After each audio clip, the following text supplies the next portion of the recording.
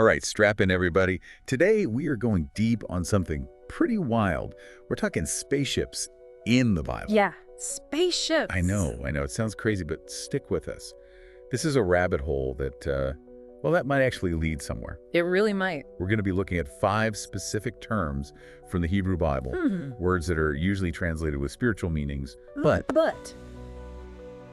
they could mean something way more concrete. exactly, something much more down to earth. Think about it. Modern interpretations, they tend to go the symbolic route, right? But the ancient cultures who actually wrote these texts, they had a completely different idea of what the cosmos even was.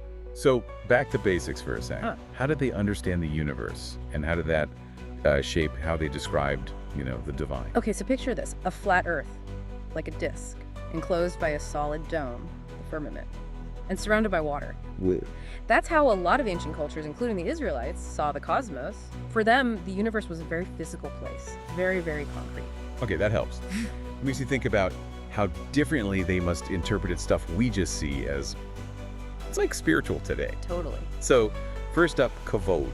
This word comes up when Moses asks to see God's glory, right?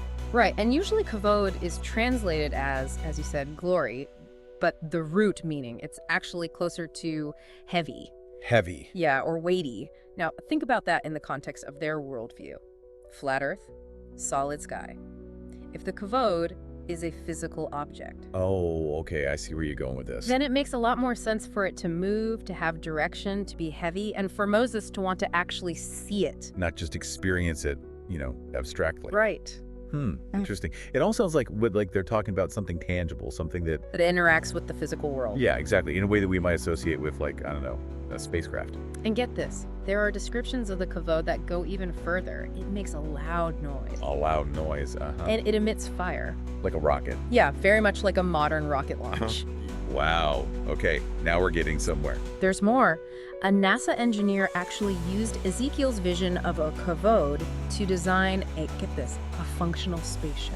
No way. Ezekiel. Yeah, Ezekiel. His vision is incredibly detailed, incredibly specific, like an engineer's blueprint almost. So this is getting a little mind-blowing. Yeah.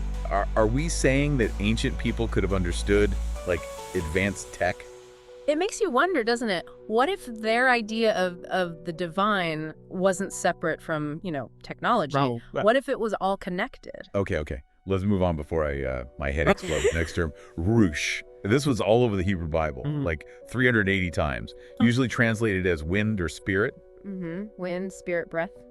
It's also used to describe the force that lifts Ezekiel into the air and carries Elijah away. That's right. That doesn't sound like a gentle breeze to me. Sounds more like, I don't know, some powerful vehicle. Yeah, it does, doesn't it? And there's more. Ruach is also tied to creation, to transformation. Think of the beginning of Genesis. The Ruach of God hovered over the waters. What if?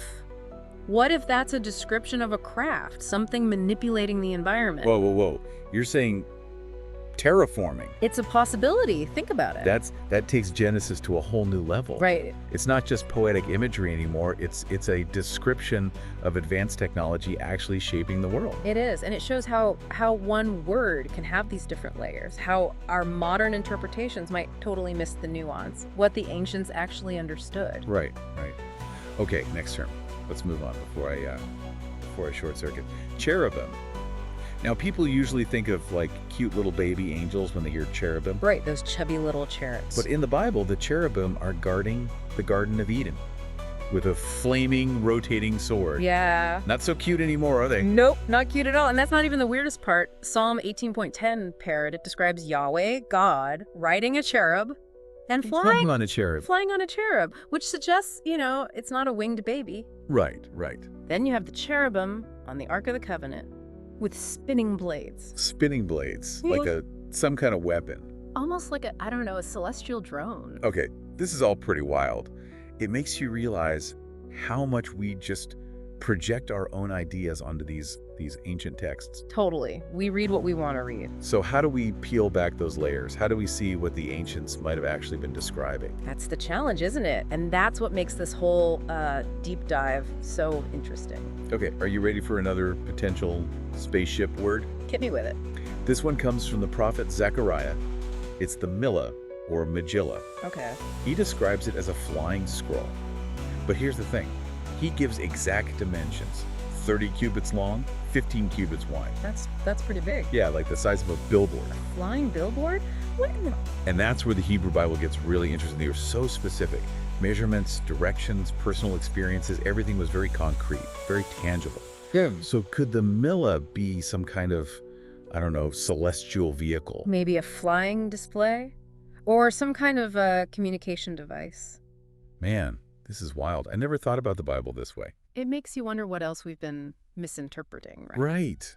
Like, what if we've been looking at this whole thing the wrong way? That's the beauty of exploring these different perspectives. It opens up so many possibilities. It makes you question, everything. All right, we've got 4 terms down. Kavod, Ruach, cherubim, and Milla. Each one, when you see through the eyes of the ancients, it's like they were describing something far more technological than we ever imagined. And that brings us to our final term for this part of Deep Dive. Merkaba. Ah, yes, the Merkaba, the famous chariot in Jewish mystical traditions. But It's described as a chariot of the cherubim. oh, okay. So given what we just talked about, it already sounds like some kind of vehicle. Right, and not just any vehicle. I mean, the Merkaba, it's described as this incredibly complex machine.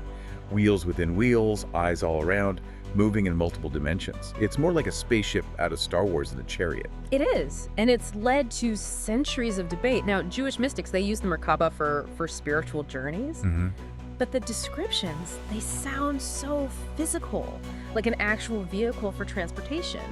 And maybe, just maybe, used by the Elohim. The Elohim. Which, gets translated as God. But really, it means powerful ones. The powerful ones. Okay, I think I need a minute to process all this. So 5 Hebrew terms, 5 words that when you look at them through the lens of ancient cosmology, they take on this whole new meaning. It's like they're describing a world where the divine was intertwined with advanced tech. Exactly. Where encounters with these powerful ones involved, like spaceships and incredible displays of power. It's a whole new way of looking at the Bible, isn't it? It really is. And this is just the beginning.